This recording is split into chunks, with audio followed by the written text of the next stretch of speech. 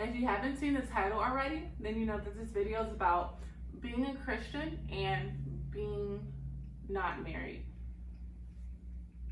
So I found out I was pregnant in April. And for me, it was like super devastating because I was trying so hard not to be, not just a statistic of like African American moms who are, of course, not married. The statistics in African American community, if you look it up, are pretty high for us that are pregnant and not married. So I didn't want to be a statistic, and just with my faith and my values, it really was hard for me to find out that I was pregnant. And at that, to tell people, because they knew my values and how much they meant to me. So when I found out in April, I was devastated. I was not happy at all to be like, oh, I'm pregnant, or this is about to be a glorious moment for me. Prior to, I was already like dealing with temptation and lust, and I have a group leader, life group leader, and her name is Nicole, and she kind of was just telling me like, hey, like, we'll pray for you. And then my other life group sister named Sasha, she was like, hey, if you need prayer or you feel like you're about to get tempted, call me. And I was like, yeah, you know, I'll do so. But for me, it was kind of awkward to be like, oh, I'm feeling flustered. Let me call her in the middle of the night, 3 a.m., 4 a.m., because, you know, those are the hours that things go down.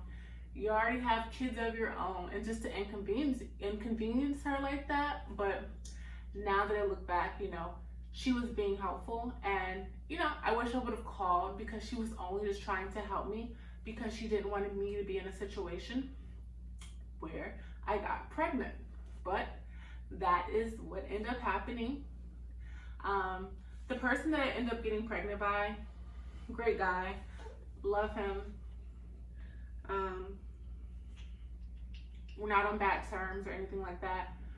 We are actually doing counseling and trying to work towards marriage and, you know, doing things the right way, even though we've made mistakes and messed up in the past.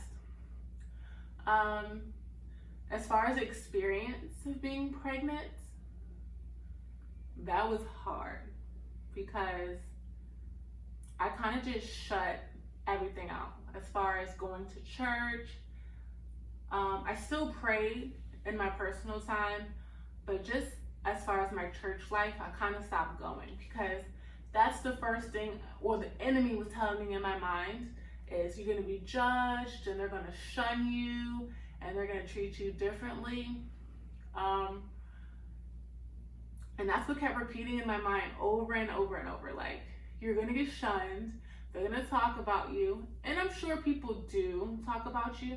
But as far as my church family went, as far as hearing the news, they were really supportive. Like, when I told them, oh, congratulations. Okay, what's your plan? What would you like to do? It was no one that was like judging me or saying words to me that made me feel like I was ostracized from the church community. I kind of did it on my own because I let the enemy play with my mind and make me think things that weren't actually happening at all. I was in choir, and I ended up leaving choir just because I felt like, hey, like, how can I be up on the stage singing to God and you're pregnant with no ring on your finger and you're not married? Like, my mind was just thinking of all these scenarios that were made up. So basically, I stayed away from church my whole 9 months. I did not go to church. I tried to stay away from life group, and people knew. People knew that I had this guilt and this shame on me of, hey, I messed up.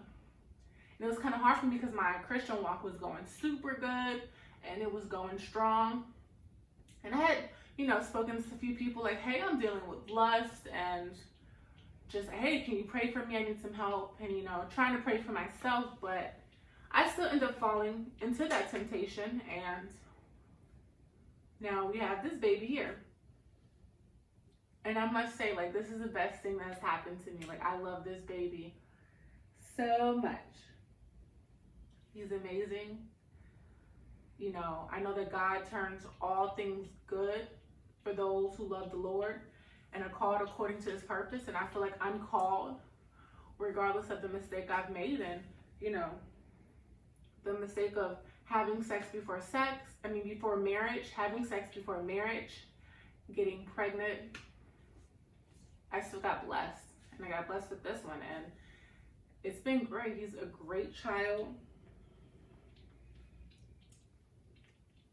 He's good for the most part. Like, I get sleep pretty well. People, are you getting sleep? Yeah, I get good sleep. I mean, it's not as bad as people make it seem. But I was just making this video because I want to encourage you females who may be pregnant and you have strong Christian parents, or you come from a strong Christian background. Don't give up. That is one thing that you can't do. Don't give up. It's not doomed. You're not doomed. It's not over. God still has a plan for you. He has a purpose for you. Things are going to work out. It may not, I don't know what your situation is. It could be anything from financial needs. God will meet your needs. It could be anything from just the baby fathers acting crazy and doing things that don't make you feel as supported as you should. Know that God is your support system. He's going to give you the strength that you need when you are He's going to give you the strength that you need when you're dealing with these things. There's a lot of times where I was tested, where the father of my child was things weren't good between us.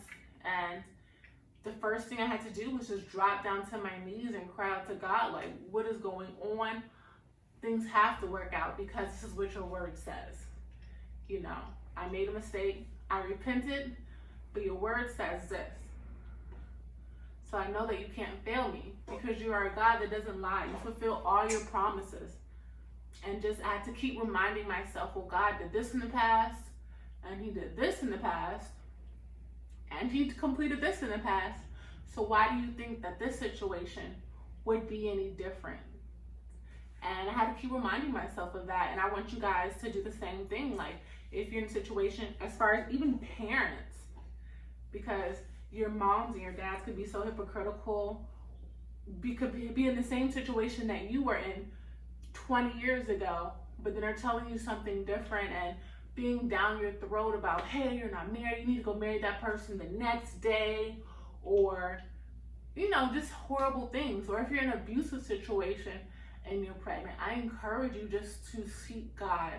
And it may not seem like that's the easiest thing to do, but it's so easy to do, because that's the thing that's going to have the best results. Just drop down to your knees, cry out to God. He's going to change your situation, or he's going to give you peace about your situation to help you keep walking it through. And I know I needed that, because being pregnant and all the things that were going on in my mind, plus the hormones and the emotions and stuff like that, it can be really, really, really hard. Because, like, when you're pregnant, your hormones are on 30, not on 10, not on 20. They're on 30. Like, my mind, I cried every day.